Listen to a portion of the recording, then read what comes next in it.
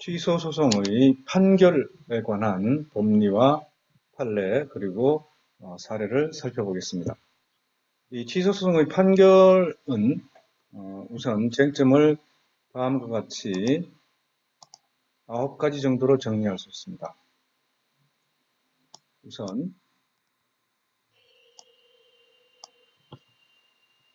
첫째로 하나의 처분에 대한 취소 청구에서 처분의 일부만을 취소할 수 있는가?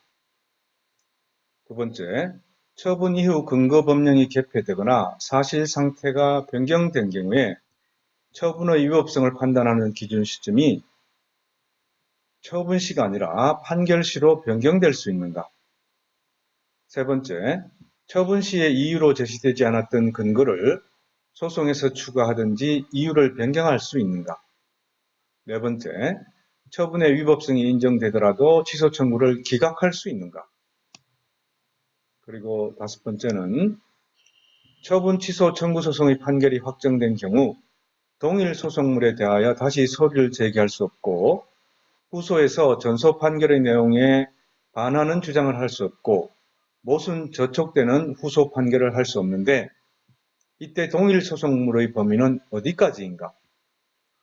여섯째, 처분 취소 청구 소송의 판결은 제3자에게도 효력을 가지는데 그 범위는 어디까지인가? 일곱 번째, 처분 취소 청구 소송의 판결은 당사자인 행정청과 관계행정청에 대하여 기속력을 가지는데 그 내용은 무엇인가?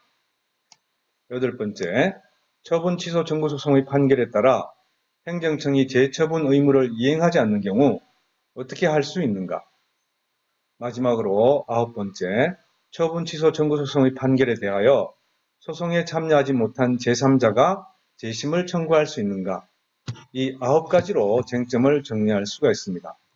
차례대로 우리 교재 82페이지부터 설명을 하도록 하겠습니다. 우선 첫 번째 쟁점, 처분 취소 소송에서 그 처분에 대한 일부 취소 판결을 할 수 있는가의 문제입니다.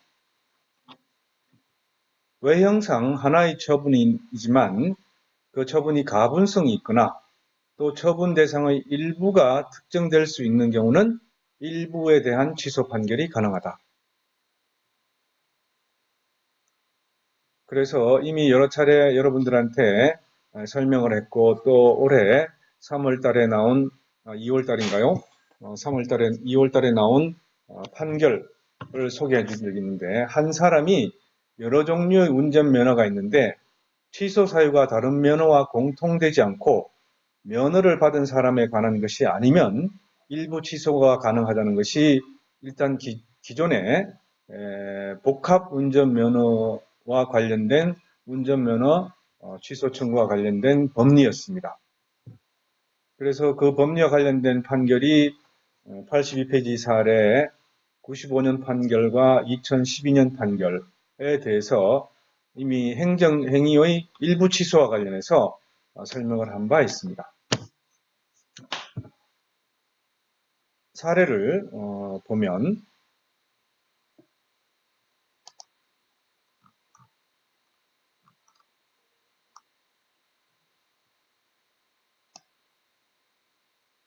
올해 2월 28일 날 선고된 판결입니다. 음주운전을 했습니다. 이 사람이. 음주운전을 했는데 오토바이 음주운전을 했습니다. 근데 오토바이 음주운전을 해서 걸렸는데 이 사람이 가지고 있던 면허가 제1종 대형, 제1종 보통, 제1종 특수 면허까지 같이 있었습니다. 그런데 음주운전 정도가 0.140%로서 굉장히 음주 만취 상태에서 운전해서 걸렸는데 이 사람에 대해서 오토바이를 운전할 수 있는 면허, 즉 제2종 소형 뿐만 아니고 1종 대형, 1종 보통, 1종 특수 운전면허까지 같이 취소한 부분에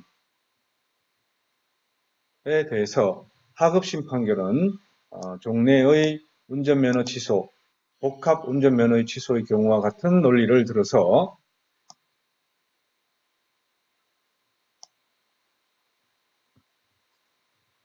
오토바이 운전면허와 관련된 면허만 취소해야지 다른 면허를 같이 취소하는 것은 위법하다라고 했습니다. 그 말은 오토바이 운전면허만 일부 취소가 가능하다는 그런 뜻이죠. 그런데 대법원은 이 음주운전의 경우에는 그 음주운전으로 인한 운전면허 취소에서 강조되어야 될 측면이 있기 때문에 다른 운전면허도 같이 취소되는 것이 맞다라고 결론을 내리고 일부 취소가 아니고 전부 취소를 해야 된다고 결론을 내린 것입니다. 즉 운전면허를 받은 사람이 음주운전을 한 경우에 운전면허의 취소 여부는 행정청의 재량 행위이다.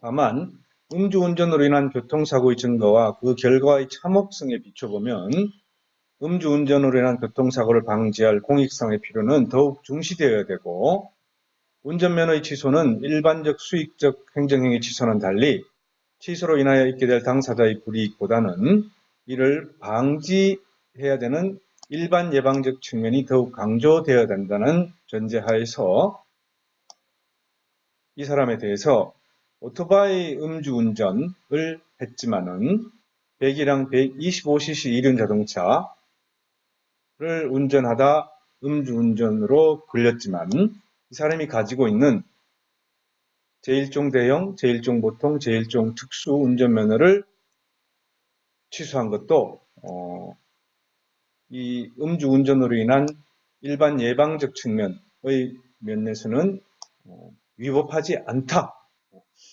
한 것입니다. 그래서 일부 취소 판결을 한 원심 판결이 위법하다고 다시 파기한 부분입니다.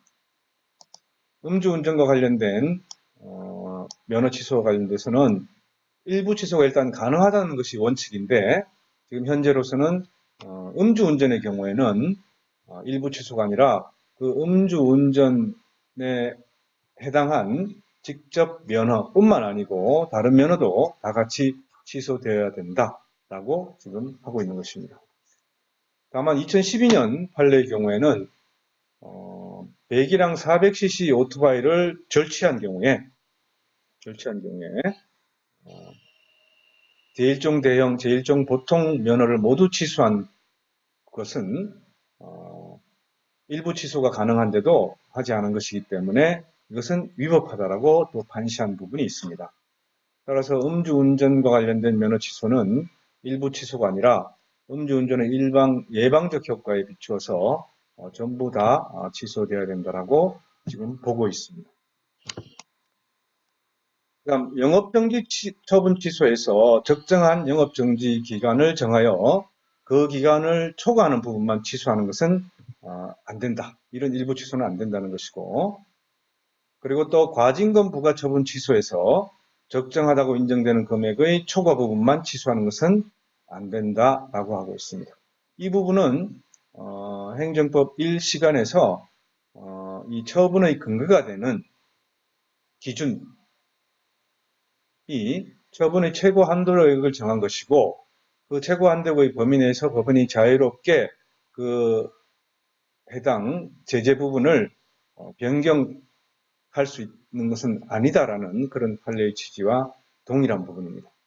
그래서 이 영업정지 처분 취소에서의 적정한 영업정지 기간을 법원이 정한다든지 과징금 부과 처분 취소에서 적정하다고 인정되는 금액을 법원이 정해서 그 초과 부분만 취소하는 것은 안 된다라는 그런 사례입니다.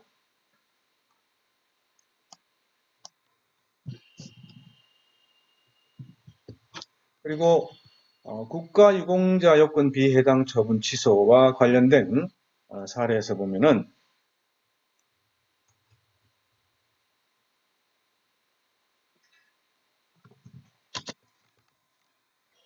여러 개의 상해조에 대한 국가유공자 요건 비해당 처분 취소 소송에서 일부 상위가 국가유공자 요건이 인정되는 상위에 해당하더라도 나머지 상위에 대해서 요건이 인정되지 아니하는 경우, 이런 경우는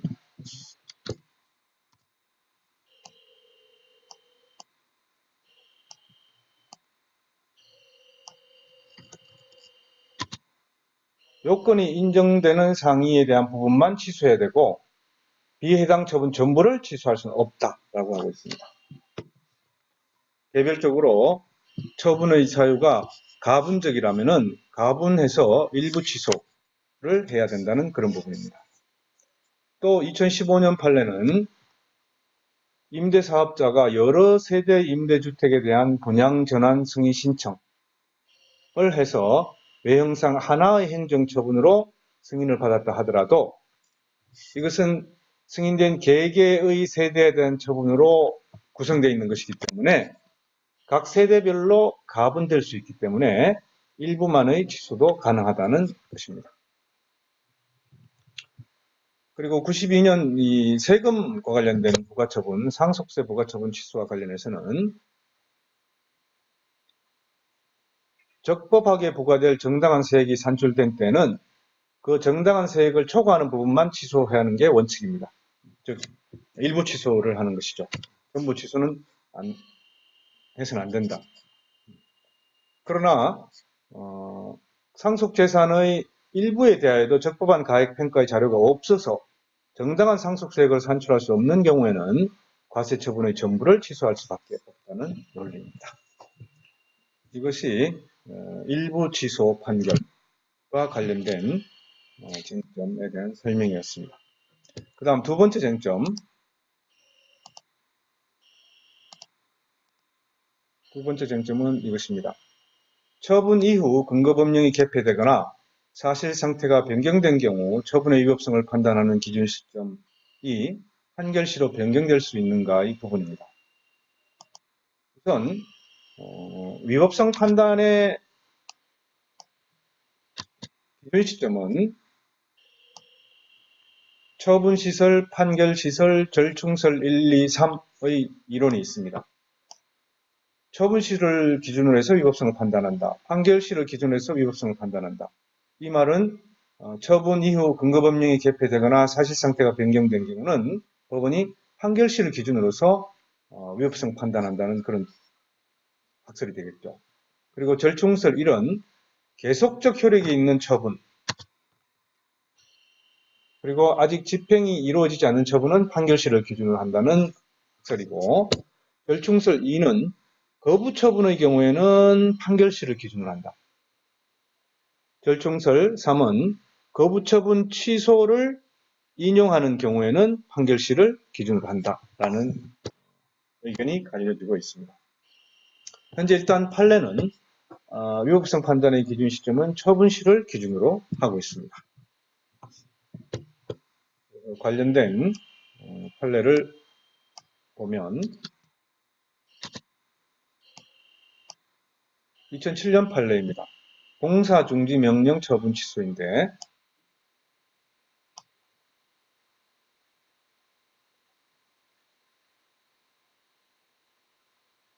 처분 이후의 사실상태의 변동으로 인하여 처분 당시 적법하였던 처분이 다시 위법하게 되는 것은 아니다. 그래서 이 사건 처분 이후에 사실상태의 변동을 주된 이유로 해서 처분이 위법하다고 판단한 것은 잘못된 것이다. 왜냐하면 처분시를 기준으로 해야 된다.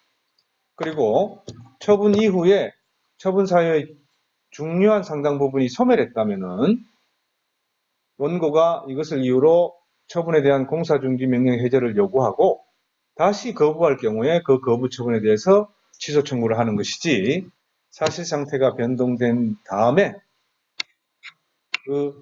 다음에 사정을 고려해서 처분이 위법하다고 판단하는 것은 잘못됐다라는 것입니다. 그 다음 2017년도 두 번째 판례를 보면 과징금 납부명령의 경우에 이 과징금 납부명령이 된 시정명령과 과징금 납부명령 취소 청구 소송에서 과징금 납부명령이 행하여진 의결일 당시의 사실상태를 기준으로 판단해야 된다라고 하고 있습니다.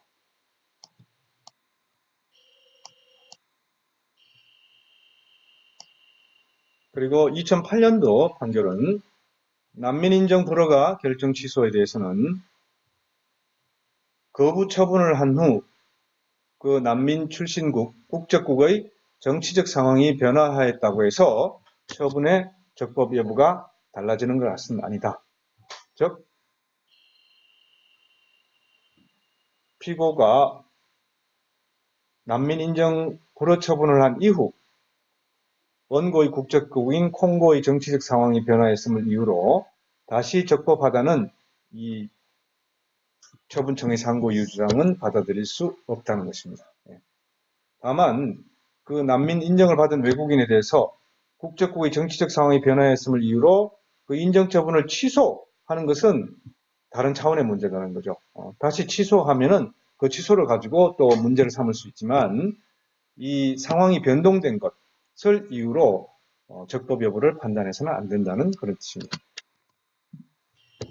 그 다음 2006년도 판례도 주택건설사업계획 승인 신청 반려처분 취소에서는 신청을 수리하고도 정당한 이유 없이 그 처리를 늦추고 있는 사이에 허가 기준이 변경된 경우에 변경된 기준으로 할 것이 아니고 신청의 기준으로 돼야 된다. 즉 처분이 늦어져서 허가 기준이 변경된 것을 기준으로 처분을 해야 되는 것이 아니고 원래의 신청 시의 기준으로 처분을 해야 된다는 것이죠. 그래서 허가 기준이 변경된 것을 가지고 반려 처분을 한 것은 잘못됐다라는 그런 뜻입니다. 그 다음 세 번째 논점은 처분 시에 이유로 제시되지 않았던 근거를 소송에서 추가하든지 이유를 변경할 수 있는가의 문제입니다. 교재 84페이지에 나와 있습니다. 그러니까 처분 사유의 추가 변경, 소송 도중 처분 사유를 추가하거나 변경할 수 있는가입니다. 즉 처분 이유의 사후 변경과 관련된 문제인데요. 이것은 처분 시에 이유로 제시되지 않았던 사실상 또는 법률상의 근거를 사후의 소송 절차에서 적법성을 유지하기 위해서 새로이 추가하거나 변경하는 것을 의미합니다. 학설은 새로이 추가 변경하는 것은 괜찮다. 왜냐하면 이것을 부정하여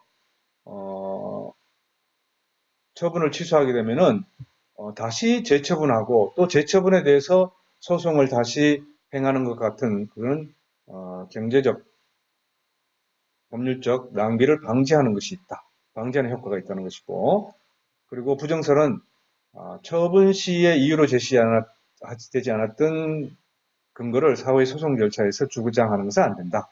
추가 변경하는 건 안 된다. 왜냐하면 상대방의 예기치 못한 불이익을 방지하기 위해서이다. 그리고 제한적 긍정설은 당초 처분 사유와 기본적 사실관계의 동일성이 인정되는 범위 내에서 그리고 처분의 상대방의 방어권 보장과 신뢰 보호가 유지되는 범위 내에서는 새로이 사유를 추가하거나 변경하는 것도 괜찮다는 입장입니다. 현재 판례는 제한적 긍정설의 입장에 있습니다. 즉 처분 사유와 기본적 사실관계의 동일성이 인정되는 범위 내에서 그리고 상대방의 방어권 보전과 신뢰 보호가 유지되는 범위 내에서는 처분 사유를 새로이 추가하거나 변경할 수 있다. 소송 절차에서.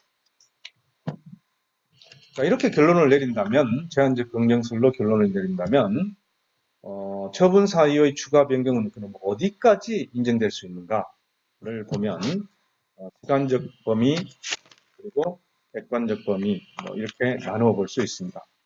우선 시간적 범위는 당연히 사실심의 변론 종결 시까지 할 수 있겠죠. 그죠?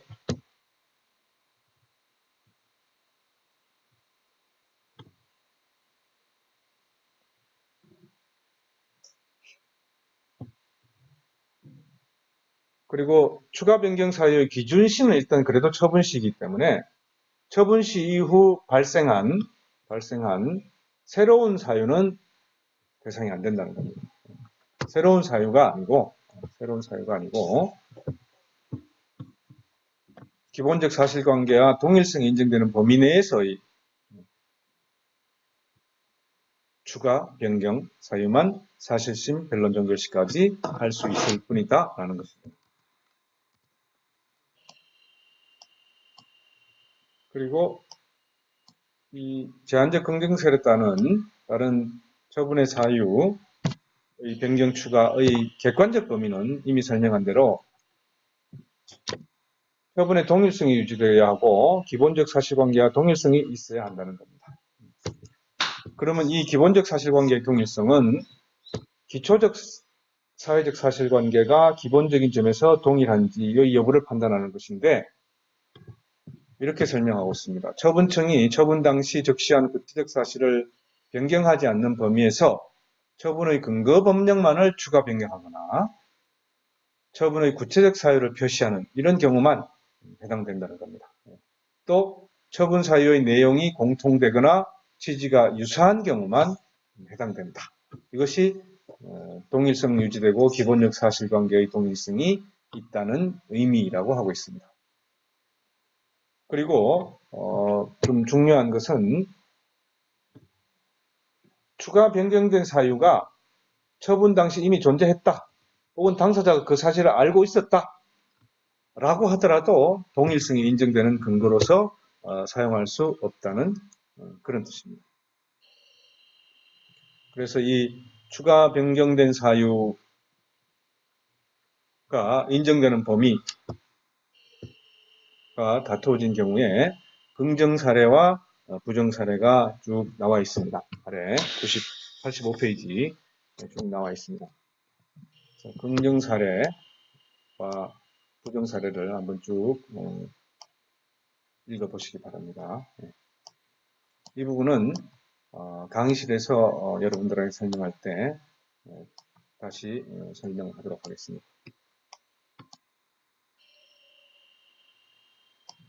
그 다음 86페이지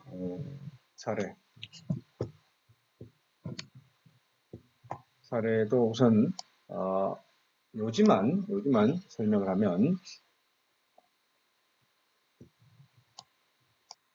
주택건설사업계획 승인 신청 반려처분이 있었습니다. 이 반려처분의 취소를 구했는데 이 소송 도중에 이 해당 토지가 제1종 일반 주거지역으로 지정됐습니다. 그런데 이것은 처분 이후에 새로이 발생한 사정이고 또 장초 반려처분한 취지와 기본적 사실관계의 동일성이 인정되지 않는다. 그래서 처분의 적법성을 판단하는 근거로 주장하는 데 대해서 이것을 일종 일반 주거지역으로 지정된 사실까지 주장하는 것은 안 된다. 이것을 오히려 당초의 처분 사유를 보완하는 간접 사실을 보고하여 주장하는 것으로도 볼 수 없다라고 판단한 것입니다. 그리고 또 하나 좀 소쟁점이라고 할까요? 소쟁점은 재량행위의 경우에 처분 사유의 추가 변경이 허용되는가의 부분입니다. 처분 사유와 재량 고려 사항을 구분해서 재량 고려 사항의 추가 변경은 가능하다는 그런 견해가 있습니다. 그 다음 쟁점 보겠습니다. 그 다음 쟁점은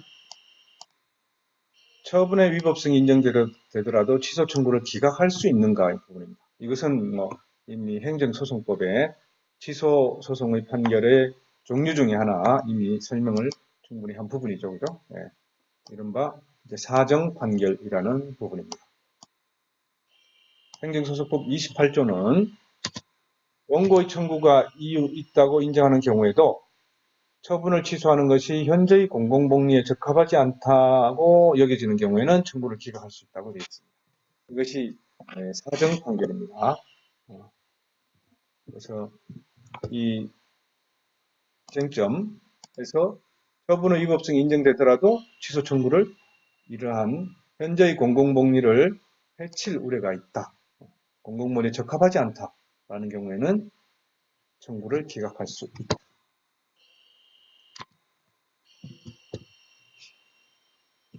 2016년 판례를 보면 이렇게 언급되어 있습니다.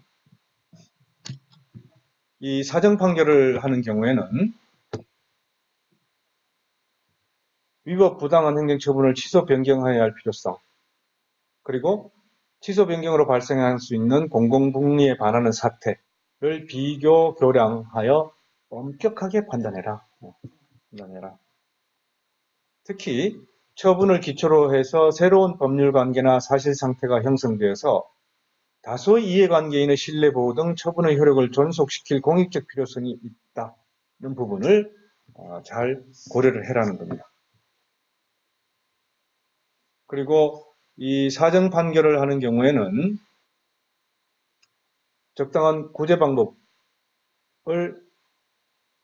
판결 주문에서 표시해야 되는데, 이 적당한 구제 방법의 청구에 대한 당사자의 주장이 충분치 않거나 당사자는 위법하다고 확신하고서 취소를 예상하고 있었던 경우라면은 사정 판결을 한다면 적절하게 성명권을 행사해서 이런 적당한 구제 방법에 관한 의견을 진술할 기회를 주어야 한다라고 하고 있습니다. 그리고 이 사정 판결은 당사자의 명백한 주장이 없어도 기록에 나타난 사실을 기초로 해서 뒷권으로 사정 판결을 할 수 있다는 겁니다. 즉, 이때 당사자는 행정청이겠죠, 그죠? 행정청이 처분의 위법성이 인정된다 하더라도 공공복리에 현저히 반하는 경우라는 주장이 없다 하더라도 법원이 필요성을 인정할 때는 기록에 나타난 사실을 기초로 해서 사정 판결을 할 수 있다는 것입니다. 그리고 사정 판결을 하는 경우에는 원고의 보호를 위한 조치를 같이 명해야 됩니다. 손해 정도와 배상 방법, 그리고 소송 비용의 피부 부담, 구제 방법의 병합 청구, 주문에서 처분이 위법함을 명시해야 된다는 뜻입니다. 다만 이 사정 판결은 처분 취소 소송에서는 가능하고 무효 확인 소송이나 부작위 위법 확인 소송에는 사정 판결을 할 수 없습니다. 그 다음 쟁점 볼까요?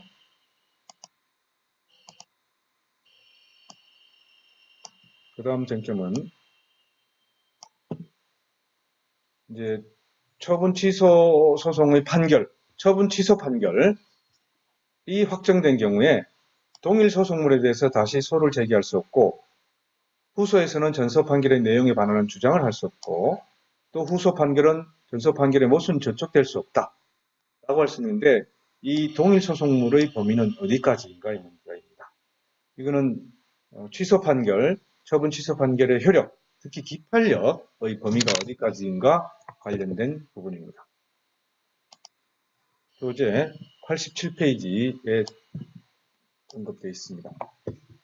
우선 취소 소송 판결의 기판력, 취소 판결이라고 부르는 게 낫겠죠. 이 취소 판결이 확정되면 이후의 절차에서 동일 소송물이 문제되는 경우에 당사자는 동일 소송물에 대해서 다시 소를 제기할 수 없고, 반복 금지효, 전소의 확정 판결의 내용을 반하는 주장을 할 수 없고, 법원도 그와 모순 저촉되는 판단을 할 수 없다. 모순 금지효. 이게 이제 우리 민사소송법에서 판결의 기판력의 효과에 나오는 부분이죠. 그러면 이 동일 소송물은 어디까지인가? 즉, 취소 소송의 소송물을 뭘로 보느냐에 따라서 동일 소송물의 범위가 결정이 되겠죠, 그죠? 취소 소송물의 범위는 학설은 여러 가지 주장이 있습니다. 처분 그 자체, 처분의 위법성 일반, 당초의 처분 및 이와 동일한 규율인 처분의 위법성 일반, 처분의 위법과 권리침해라는 원고의 법적 주장, 권리침해라는 원고의 법적 주장, 이렇게 소송물의 범위가 처분 그 자체로부터 처분과 관련된 위법성 일반, 또 더 나아가서 권리침해라는 법적 주장, 권리침해라는 법적 주장까지 더 확대시키는 그런 학설이 있습니다. 즉, 소송물의 범위를 계속 확대시키는 거죠. 근데 판례는 일단 처분의 위법성 일반이라는 개념으로 취소소송의 소송물을 보고 있습니다. 이런 경우에 처분의 위법성 일반이라는 것을 취소소송의 소송물로 본다면 이제 반복 금지효와 모순 금지효가 문제되는 것이 후소가 국가배상 청구 소송인 경우에입니다. 즉 취소 소송의 기판력이 후소인 국가배상 청구 소송에 미치는가의 문제입니다. 이 부분은 행정상 손해배상 부분과 관련해서 이미 여러분들한테 설명을 한 부분이죠. 그죠? 네. 처분의 위법성과 국가배상 청구 소송에서 그 처분의 위법성을 근거로 해서 배상을 명할 때 처분의 위법성이 인정된 판결을 그대로 다 인정해야 되는가 부분입니다. 예. 국가배상법 2조 1항의 위법의 개념에서 이것이 결과 불법설이냐 행위 위법설이냐에 따라서 동일소송물의 범위가 달라지게 되는데 현재 일단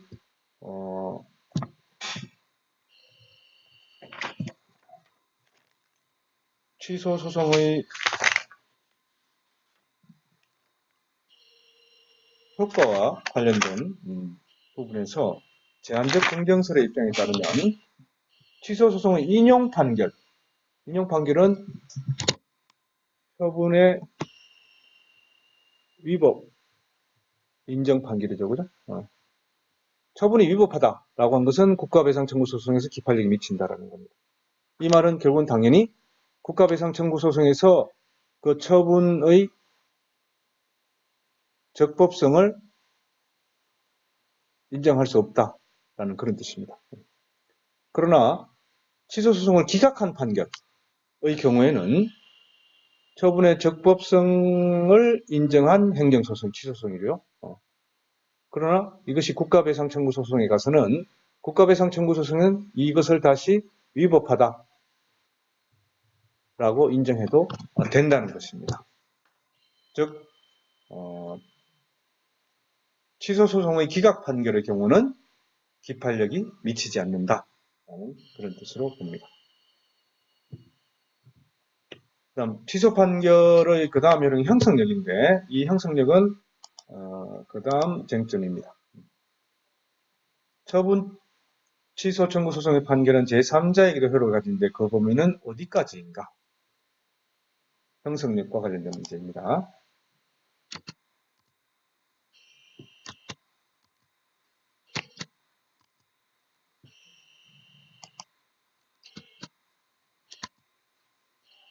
형성력. 판결은 법률관계의 발생 변결 소멸을 가져오는데 이것을 형성력이라고 하죠. 그래서 행정청의 별도의 행위 없이도 처분이 취소됩니다. 그리고 취소 판결은 처분 시에 소급하여 처분의 효력이 소멸되고 취소된 처분을 전제로 행해진 처분이나 법률관계도 소급적으로 효력을 상실하게 됩니다. 특히 행정소송법 제29조는 취소 판결의 대세효, 즉 제3자효를 규정하고 있습니다. 이 제3자효는 당해 판결에 의해서 권리 또는 이익에 영향을 받는 이해관계인에 한정되고 취소된 처분을 기초로 해서 새로 형성된 제3자의 권리까지 처분 전 상태로 환원되는 것은 아니다 라고 하고 있습니다.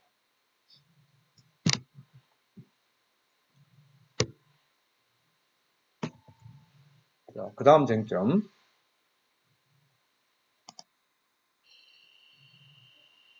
처분 취소 소송의 판결은 당사자인 행정청과 관계행정청에 대해서 기속력을 가진다. 이 기속력의 의미는 무엇인가입니다. 이제 88페이지에 취소소송 판결의 기속력에 대해서 설명이 있습니다.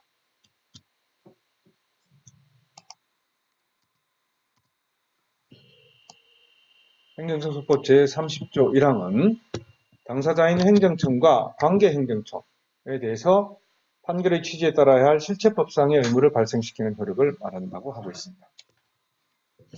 기판력설 혹은 특수효력설의 경우로 설명이 되고 있습니다. 내용은 반복금지효, 즉 당사자인 행정청과 관계행정청은 동일 사안에서 동일 당사자에게 이렇게 동일 내용의 처분을 반복해서는 안 된다. 당연한 얘기겠죠. 그다음 결과 제거 의무. 혹시 압류 처분이 취소된 경우는 압류물을 반환해야 된다는 것이고, 그다음 재처분 의무라는 것입니다. 재처분 의무. 거부 처분의 취소 판결의 경우에는 판결의 신청에 따른 이전의 신청에 대한 처분을 해야 된다는 것입니다. 재처분 의무.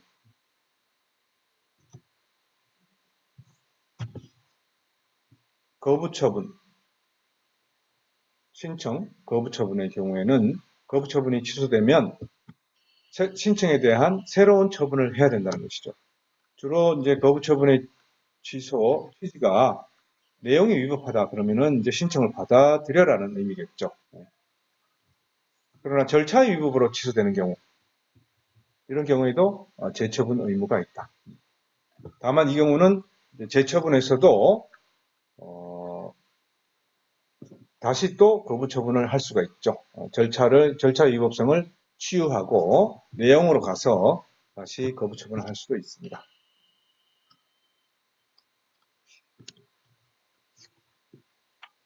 그리고 제3자가 신청인이 받은 긍정처분에 대한 취소소송의 제기시.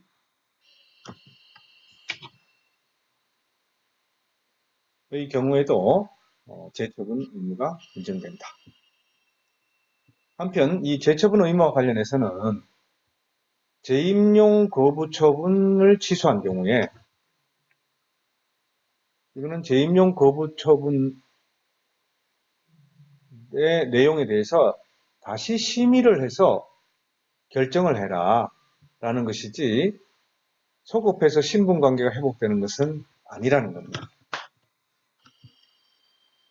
그 다음 이 취소소송 판결의 기판 여부의 효력 범위를 보면, 주관적 범위로서는 당사자인 행정청과 관계행정청, 객관적 범위로서는 판결의 주문 및 이유 중 처분 등의 구체적 위법 사유 판단. 주문은 당연히 해당되는 것이고, 이유 중에서는 구체적 위법 사유에 대한 판단. 그래서 기본적 사실관계와 동일성이 인정되는 기존의 사유로 재처분하는 것은 허용이 안 됩니다. 시간적 범위는 처분 시 이후 새로운 사정을 근거로 재처분은 가능하다.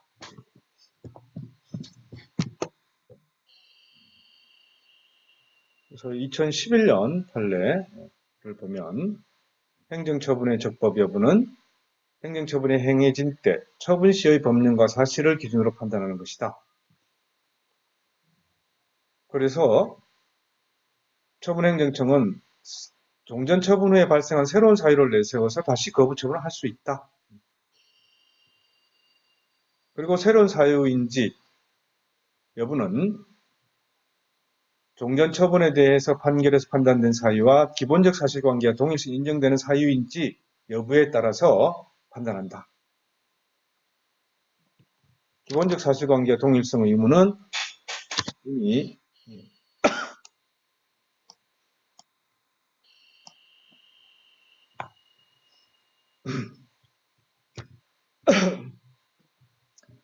설명한 대로 기초적 사실관계가 기본적에서 동일한 데 따라 결정된다. 그래서 아까 설명한 바대로 이미 존재하고 있었고 당사자들도 그 사실을 알고 있었다 해서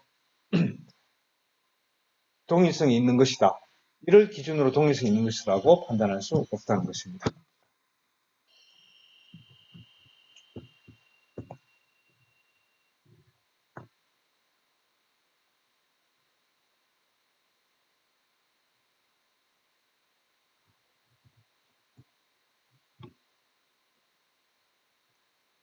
사례를 읽어보면 고양시장이 갑주식회사의 공동주택 건립을 위한 주택건설사업계획 승인 신청에 대하여 미디어밸리 조성을 위한 시가화 예정 지역이라는 이유로 거부했습니다. 그래서 갑 회사가 거부처분 취소 소송을 제기했습니다. 승소 판결을 받았습니다. 확정되었습니다.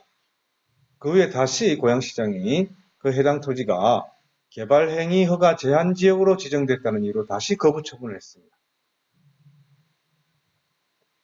이 재거부 처분은 종전 거부 처분에서 나온 미디어밸리 조성을 위한 시가와 예정 지역과는 전혀 다른 개발행위 허가 제한 지역이라는 새로운 사유죠. 그래서 이것은 종전 거부 처분 사유와 내용상 기초가 되는 구체적 사실관계가 달라서 기본적 사실관계와 동일하다고 볼 수 없다. 그래서 이것은 종전 거부 처분을 취소한 판결의 기속력에 반하는 것은 아니다 라고 하는 것입니다. 그 다음 쟁점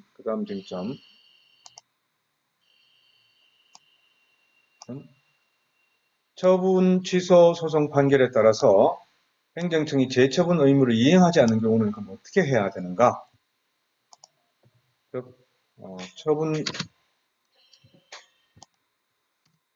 취소 소송의 판결의 기속력과 간접 강제의 문제입니다.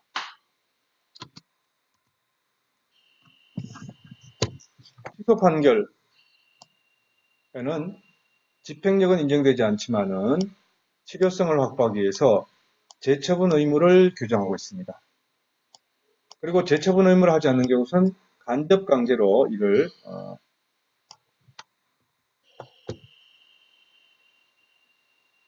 하게 만들 수가 있습니다. 34조 행정소송 34조는 재처분 의무를 하지 않는 행정청에게 당사자의 신청으로 법원이 상당 기간을 정하여 이행하지 않는 경우 지연기간에 따라 일정한 배상을 하거나 즉시 손해배상을 명하는 간접 강제를 할 수 있다는 것입니다. 그런데 이 재처분을 했더라도 기판력에 반하는 당연 무효의 재처분은 재처분을 하지 않은 것과 마찬가지다. 그리고 상당한 기간이 경과한 후에라도 일단 재처분을 했다면은 배상금, 간접 강제에 의한 배상금 판결이 나왔어도 추심하는 것은 허용되지 않는다는 것입니다. 왜냐하면은 이 간접 강제의 경우 배상금 지급, 특히 지연기간에 따라 배상을 명하는 이 배상금 지급은 재처분의 지연에 대한 제재나 손해배상이 아니고 재처분의 이행에 관한 심리적 강제 수단이기 때문에 상당한 기간이 경과한 후에 재처분이 행해졌다면 그 이전에 받은 이 간접강제 배상금을 추심하는 것은 허용되지 않습니다. 이 간접강제는 부작위 위법 확인 소송에 준용됩니다. 그러나 무효 확인 판결에는 준용되지 않습니다. 자, 그리고 취소소송 판결의 마지막 쟁점입니다. 소송에 참여하지 못한 제3자가 재심을 청구할 수 있는가? 이것은 취소소송 판결의 형성력을 받는 제3자가 어떻게 그 자신의 권리를 부여받을 수 있는가의 문제가 되는데요.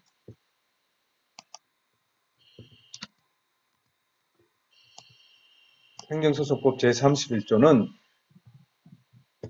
처분 취소 판결에 의하여 권리 이익의 침해를 받은 제3자가 자기에게 책임 없는 사유로 소송에 참가하지 못한 경우에, 그래서 공격 방어 방법을 제출하지 못한 때에는 그 확정 판결이 있음을 안 날로부터 30일 이내, 확정 판결이 확정된 날로부터 1년 이내 재심 청구가 가능하다는 것입니다. 자, 여기서 중요한 것은 자기에게 책임질 수 없는 사유여야 된다는 것입니다.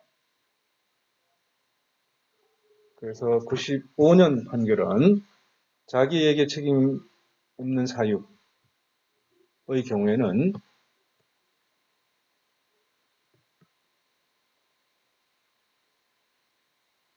제3자가 종전소송의 계속을 알지 못한 경우에 그것이 통상인으로서 일반적인 주요 의무를 다하였어도 알기 어려웠다는 점, 그리고 알고 있었던 경우에는 당해 소송에 참가할 수 없었던 특별한 사정이 있어야 된다는 것입니다. 그리고 이 입증 책임은 재심을 청구하는 제3자에게 있다.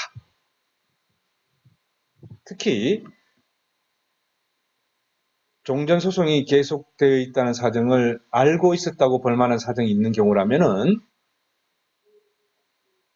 알지 못했다는 점은 제3자가 적극적으로 입증해야 된다라고 하고 있습니다. 자, 이상이 취소소송의 판결의 효력과 관련된 문제에 대한 쟁점 9가지를 쭉 설명했습니다. 자, 그래서 오늘로서 취소소송, 우리 항고소송에서의 취소소송은 다 공부를 했습니다. 취소소송의 당사자, 취소소송의 대상, 제소기간, 행정심판의 전치, 소외 변경, 가구제, 취소소송의 심리, 취소소송의 판결, 이렇게 해서 취소소송을 공부했습니다. 수고하셨습니다.